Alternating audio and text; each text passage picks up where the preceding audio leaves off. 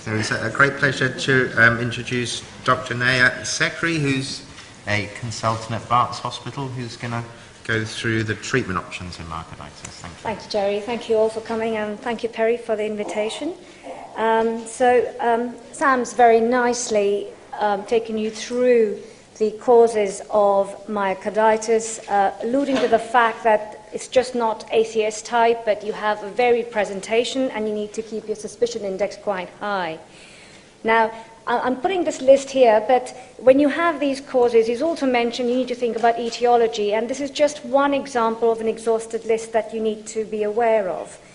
So the focus of my talk here is going to be taking you through some real cases, also what literature exists and how we manage them. And you can make up your own mind by the end of the talk as to how you want to progress your further careers, because I think there's a lot that needs to be done in this field. And in case some of you are not aware of this position paper from the ESC, I'd urge you to read that. It's quite a good read and a valuable source of information. So studies have shown that myocarditis is common. About 40% of cases will just resolve spontaneously. And I think that's something that most people just remember and forget the rest. These people who will resolve are mostly the ones who've got preserved ventricular systolic function and minimal symptoms. However, cases can be of different types, and I'm going to take you through this one common patient. He's a 17-year-old boy who presented with prodromal symptoms, flu-like, had chest tightness on and off for about 3 days, no other systemic significant history. His ECG showed ST elevation, and his troponin was elevated. He was brought to our heart attack center, even though he was 17, because of that ECG that triggered off the pathway for the primary PCI. Fortunately, the resident who was there was somebody with a bigger thinking hat on rather than just coronaries, paused to think, took a bit of systemic history, and this patient had been given dual antiplatelet but didn't really enter the cath lab, was taken, myocarditis was thought of, and if you look, the ventricular function was preserved. Sorry, that image has got cut off on the screen. And he went into the scanner the next day, and what this is showing you is so we see acute signal on T2 mapping, which is on T2 stir imaging, which tells you that there is acute inflammation or edema, a surrogate marker. Late enhancement shows you this extensive subepicardial late gadolinium enhancement, and you can also see that in the two-chamber views, similarly co-localized increased edema in areas where there is subepicardial late enhancement. So we were happy, we made a decision, the ventricular function was preserved, he was clinically well, his inflammatory markers were normal. We chose to manage him by checking his troponins daily, doing a daily ECG, making sure there was no evolution of conduction disease. He had ramipril and bisoprolol initiated, and after day 5, things settled down, he felt well, he was sent home, and we arranged for a repeat CMR scan in about 6 to 8 weeks' time to see how he got on. And repeat imaging shows, again, that as you can see, there was intense edema on the initial scan, but that had resolved. There was no increased signal, and you can see things were getting better. There is no real guideline as to say how you should manage this group of patients who come in with florid symptoms, worrying signs on their investigations, but sort of settle down. And the standard guideline is that you treat them as per the heart failure guidelines, and if their LV function is very severe, then you manage them just like you would manage a heart failure patient. Nobody knows how long you should treat them with ACE inhibitors or bisoprolol. Our tendency or our practice is to monitor them, and if the ventricular function completely resolves, the patient's completely asymptomatic, then we start weaning off the therapy. That could be in months or years of follow-up. The guideline, the ESC guideline recommends, okay, you must follow these patients up. How often do you need to see them? Your waiting lists in clinic are already clogging up. So again, our practice is to see how the patient is clinically stable, ventricular function has resolved, you've got no obvious concerns of ongoing inflammation, and following that, in a few cases, we'll send them, we'll discharge them in about a couple of years' time, but again, we make a case-by-case discussion. Worryingly, if you go through other literature, you'll find that myocarditis can also present with sudden cardiac death, and Sam's very nicely shown that data. But it depends on which series you look at. So some will say only about 2%, and there'll be those who go up to 42%. And you often see DCMs, so were these cases of acute myocarditis which just carried on and came up as dilated cardiomyopathy, or were these just some other cause inherited cardiac conditions? I'm going to take you through now some more cases, trying to perhaps cover some different etiologies as you might come across in your clinical practice. So from a simple benign presentation, we move on to somebody with more fulminant systemic symptoms. So this was a 17-year-old girl who presented with chest pain, fever, high inflammatory markers. Troponin was significantly elevated, which is why she was put on CCU in the District General Hospital. Her ECG was normal, echo done at the bedside. They thought the LV was moderately impaired, and she continued to have symptoms. Because the troponin was elevated, she was transferred to the tertiary center, and she had ongoing chest pain. On admission, she went into respiratory distress and had to be ventilated. So the working diagnosis with this background was, oh, it's septic shock, and she's got myocardial compromise, something that we know can happen. So she was seen by the intensivist, given domestos of antimicrobials after taking advice from the infectious diseases doctors. There was nothing, and they also gave her hydrocortisone just because she was so unwell, some diuretics. She didn't require much inotropic support, and she was extubated within 12 hours. She comes back to our CCU. We take some more history, and she says, I've had 6 weeks ago, I noticed a lump in my neck. I went to my GP. The GP gave me some amoxicillin. 2 weeks later, I had arthralgias and myalgias, intermittent rash, no travel history, nothing else. Any takers for diagnosis? So I thought the same. I thought, very good. I thought, oh, it's a classic case, EMV, that's it, we've nailed it. So we touched base with our, but we're a centre, we thought we need to know why the heart was so affected. Could this be a first case of infectious mononucleosis? We got her an MR scanner. She was hemodynamically stable at the time. And this was to confirm, yes, she has got myocardial involvement, and as shown by the arrows, you can see there's subepicardial delayed gadolinium enhancement. The ventricular function at this time was around 40-45%. And this is what happened. She had a few more runs of non-sustained VT. We put her on some beta blockers, and I hope this comes out quite right. This kind of rash came on, something that she'd experienced, she said, in the 2 weeks prior to coming into hospital, and that's her temperature chart. So you can see she gets spikes of temperature, but the temperature dips down as well as below normal. Any clues? I didn't know what this was happening, but anybody, any takers? Right. My colleague who was on call texted me this picture and said, I'm going to do a TOE. I think she's got infective endocarditis. Couldn't hear any murmur. And I didn't get pictures, but the TOE was blameless. Again, we didn't know, so we were talking about viruses, all the other pathologies, so we sent off an exhaustive screen, and this time we were liaising with a virologist and the infectious diseases. So I've just put this busy panel here, but just to tell you, blood cultures, septic screen was negative, extensive virology, which was coming back to us, everything was negative.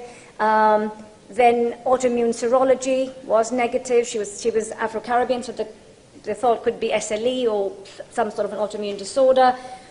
CK, thyroid function, nothing.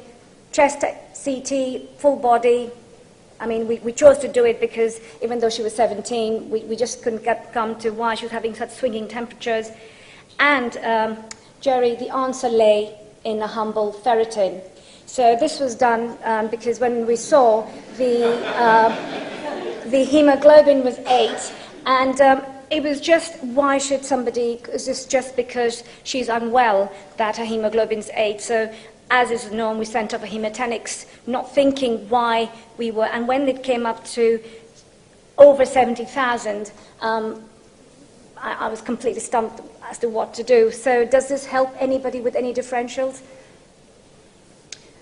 So that's why I think your thought that you need to have multidisciplinary. So this is ongoing email exchanges with my micro and virology colleagues, and he says, Neha, when you have such high ferritin, think of these 3 things, and that's macrophage activation syndrome, something I'd never heard of before, HLH, hemorrhagic lymphocytosis, and adult onset Still's disease. So this time, then the hem-oncologist, they all got very excited, the rheumatologist came into the picture, and then we had, I remember we had a meeting with all these specialists to see what she was urgently, had a bone marrow with the hematology registrar driving up to do the bone marrow in our center, and the final diagnosis was this was adult onset Still's disease.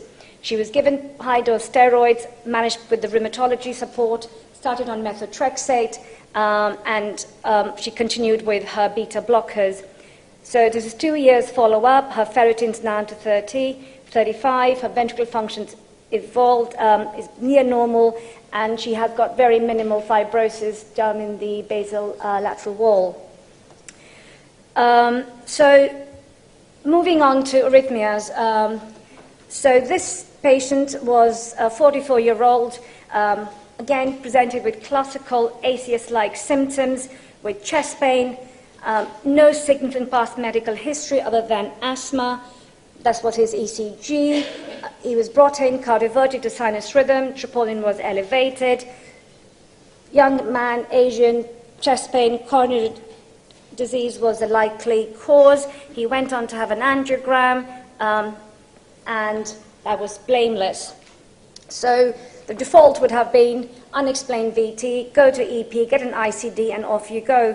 Fortunately, Sam and I were involved, and he went on to have a CMR scan, and as you can see, you've got segments of hypertrophy that you can see, especially in the basal anteroseptal anterior wall, very focal, and if you compare this to the lateral wall, there is visible asymmetry. And if you could get these pictures by an echocardiogram, so in fact that is how we were involved, because they said the echocardiogram shows asymmetrical septal hypertrophy. This is hypertrophic cardiomyopathy. Do you want to get involved with his care? So we put him in the scanner, and as some of the beautiful features of CMR are what we saw. So when we did this, we saw there was intense increase in signal in the areas of hypertrophy. So there was some injury going on there, and he had co-localized segments of delayed gadolinium enhancement. Probably the extent is so much because of the ongoing edema circle. Now, if you look at these pictures, different pathologies come to, it could still be HCM, but you think beyond the box of inherited cardiac conditions, and sarcoidosis is an entity that needs to be considered. The sarcoid involves the heart. The commonest site of involvement of fibrosis is in the septal, basically the basal septal walls, moving on to your LV free wall, then your papillary muscles and your RV. And the reason RV comes last is because RV is so thin-walled, you don't often see it very well. So our working diagnosis was sarcoid. So we went on to do a chest X-ray. The chest X-ray was blameless. We spoke to our pulmonologist, and they said, okay, get a CT chest, but the history doesn't sound that of sarcoid. Certainly, we don't think lungs an issue. We got a CT done. The CT just showed some low-volume lymph nodes, and the radiologists were not excited and said there's nothing to suggest sarcoid here. whilst all this was going on, we were assessing this patient, and that's his Holter. So he had another cardiac arrest. He had 51 minutes of both VT culminating into SARD, and he was shocked out of it with, by the LAS, and we went on to do initially an RV, endomyocardial biopsy, that just showed edema. Then we still needed to, because we were considering therapy, we were not getting any causes from there, we went on to do an LV biopsy, and again, that didn't show any specific inflammation. This was reviewed by the pathologist at our center, and I think we sent them across to you as well, Mike, but we couldn't really get anything out of it. Meanwhile, the viral titers and cultures were negative. We did not at this point have any resource to do viral PCR. You need to exclude TB in these patients because TB, if you're going to consider therapy for steroids, with steroids, you make sure there's no ongoing inflammation or infection. So with all that malignant presentation, we thought this is sarcoidosis. We're going to start him on prednisolone, and that's how we carried on. We got a formal respiratory review at this point. They went on to do a CT chest and a high-resolution CT, and they said, oh, yes, maybe there's some changes there. Maybe it could be sarcoid. However, the pulmonary function tests were completely normal. The transfer factor was normal. Bloods were completely normal, and very reluctantly, they agreed for a bronchoscopy. And that is what nailed it, and we found non-caseating granulomas on bronchoscopy. And following that, the patient went on and had a dual-chamber ICD. He, however, continued to have episodes of ventricular tachycardia, and we wanted to, he was only on steroids at the time, so we wanted to really quantify, is there ongoing inflammation?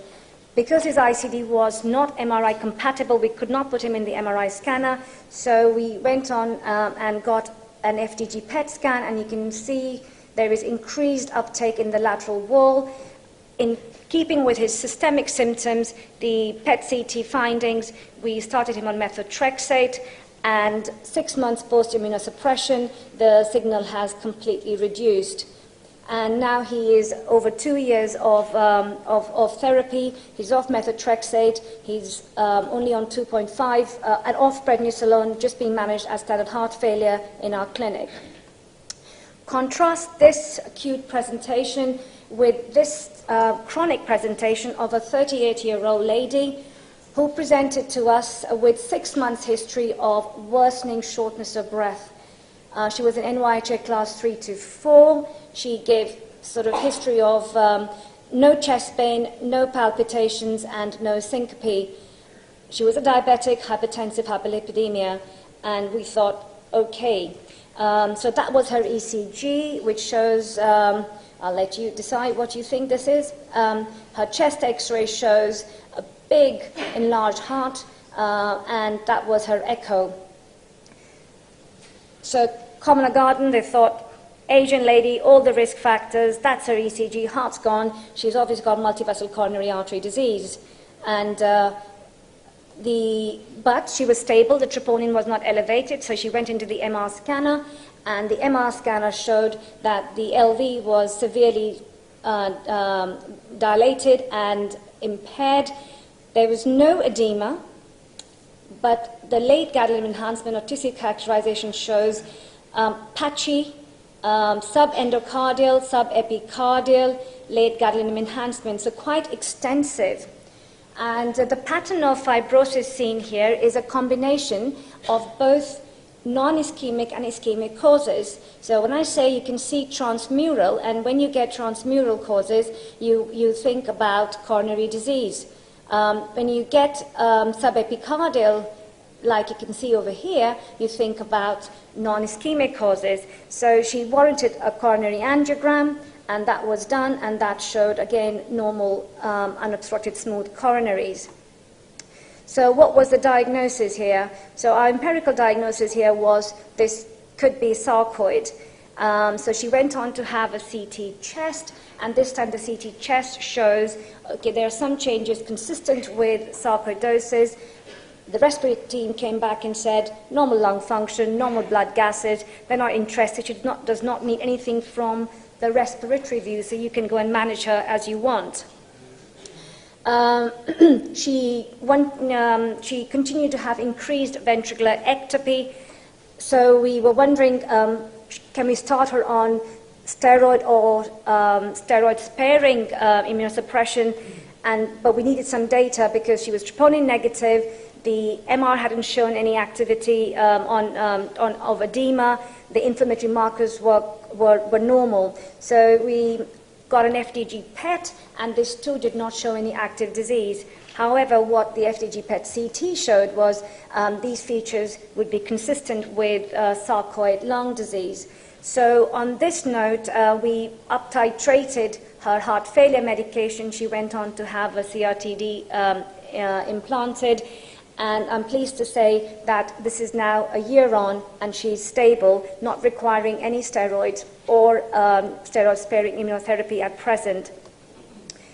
Moving on, so I think it's just fair to spend a little bit time on management of sarcoid, and the reason for that is the management of pulmonary sarcoid is quite well established. The British Thoracic Society guidelines and the World Sarcoid and Other Granulomatous guidelines quite clearly state if you have symptoms or you have chest X-ray or other imaging and lung function findings, then you can start them on therapy. And the most evidence-based therapy that we have for that is prednisolone. And following on from that, the second line of therapy, the steroid-sparing, the most evidence-based, again from the respiratory literature, is on methotrexate. Things like azathioprine are used, but they have more side effects. And then you have other anti-TNF antagonists that are also used, but they come way down. The lack of evidence inhibits their use in routine practice. So the commonest is steroids, followed by methotrexate, or a combination of the two. For cardiac sarcoid, it's much difficult. It's difficult because we can't diagnose that quite easily. Patients present with non-specific symptoms, and the cardiac involvement, according to the series that we have, is very variable. Certain series have only shown 2% of cardiac involvement in patients with systemic sarcoid, where others go up to 25%. However, what they have shown is if you have cardiac sarcoid, then you do die. 25 to 80%, I think, is significant mortality if you have this condition. The optimal management is, again, not well described. So the commonest thing is steroids. What dose do you start on? How long do you continue steroids? And when do you start tapering? When do you introduce steroid-sparing therapy and device therapy? How often should you monitor these patients? So the previous literature has been from the respiratory physicians, but more recently the Heart Rhythm Society guidelines have given some more information. And again, this is quite a good read, the last reference, and goes through different how you would manage therapy. But I think you, as a cardiologist, it's quite difficult to initiate steroid therapy, how to when to introduce steroid-sparing therapy, how to monitor. Certainly, we are looking towards developing a partnership with our respiratory physicians who have much more experience, and the way forward is manage them in a joint setting. What evidence is there whether steroids work in cardiac sarcoid? So I found this just one study, and you can see it's been published in Chest. Maybe that's the reason I've never seen it before.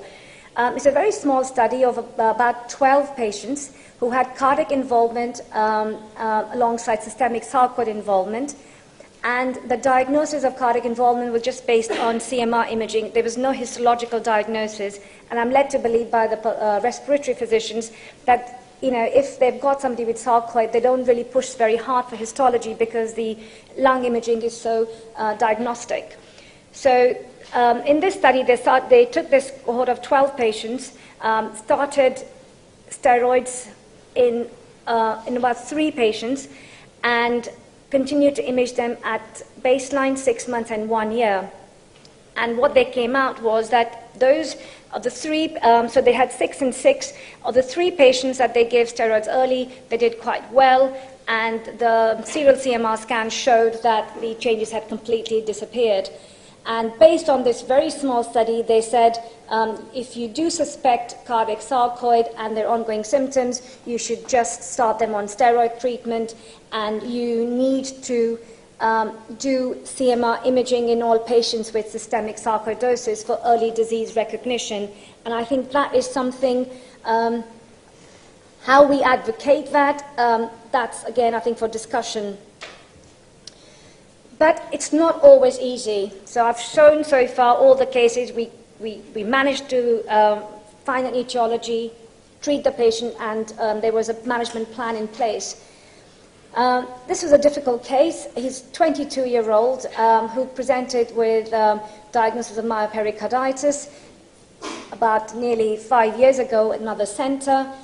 He was managed medically at the time and did really well. About 4 years later, 3 years later, he again represented with systemic symptoms and continued to have multiple admissions with pericarditic sounding chest pain, but also had troponin elevation, which was not minimal but significant at times. He'd had all drugs. He'd had been treated with standard heart failure drugs because his LV function, initial presentation, was around 45%. Because of his pericarditic sounding chest pain, he was given colchicine, no response. Moving on to high-dose aspirin, again didn't help. Methotrexate, again symptoms continued despite methotrexate, so it was stopped. Then he was given high-dose steroids, continued them, and the weaning started. And as soon as the weaning started, he started having symptoms again. They also trialed him with azathioprine, which he developed side effects from. Anakinra, which is an interleukin antagonist, he developed neutropenia, and that had to be stopped. So much so he also had stellate ganglia block, but the symptoms still persisted. He was then referred on to us. He'd had extensive investigations in his local hospital. Once presenting to us, we took help of our infection control, infectious diseases, rheumatologist, and he had a host of just simple blood tests. This time the ferritin was normal. We went on to do lots of viral studies, autoimmune. Everything was negative. He went on then to have both an RV biopsy stage procedure, after that an LV biopsy because the RV was inconclusive. Again, we were no wiser as to why he was having ongoing recurrent symptoms. Radiology helped. He had extensive CT imaging, no markers. And we then went on to Leon, and he kindly arranged an FDG PET for this gentleman, which showed some mild uptick in the lateral wall. So we went on then to do another biopsy. So this is, I'll show you in a minute, but that's his MRI scan, which shows extensive late gadolinium enhancement all across, almost circumferential manner of the myocardium. So he had then finally, he'd had an RV biopsy, an LV biopsy, and then after the FGD PET, he went to have a second LV biopsy. And the only thing that we came up, we reviewed this with Mike Ash, and we found there's nothing significant, only mild non-specific inflammation. He also had extensive virology screen, and we were unable to identify anything on viral PCR. So the explanation was, we do not know, however, there is no ongoing signs of any viral inflammation. He then was commenced on mycophenolate as part of immunosuppression, but he still has ongoing symptoms. So it's not a success story, but that's the way we would have managed, or we've managed our cohort. And you might just turn around and ask, what's the evidence for immunosuppression? Well, there are very few studies. I'll just take you through 2. So basically, this trial again showed that immunosuppression did not help, so that was a negative trial. A more recent was the TIMIC study, and that showed that there was evidence of improvement if you could exclude viral genomes and you get immunosuppression. In this study, they gave prednisolone and azathioprine. They felt there was almost an 80% improvement in the systolic function in patients who received therapy. One of the advantages of the study was that they used both LV and RV biopsy, and they used advanced immunohistochemistry, chemical imaging, which did help them exclude people with ongoing inflammation. So with this, I think that's the last slide. I'm just something that Sam alluded to before. The key thing is in red here that management of these patients has to be done in an MDT setting. It's very difficult. Some of them can be quite difficult in decisions, and you just cannot have but you do have a structure in your management plan as to how you would address these patients. Thank you very much.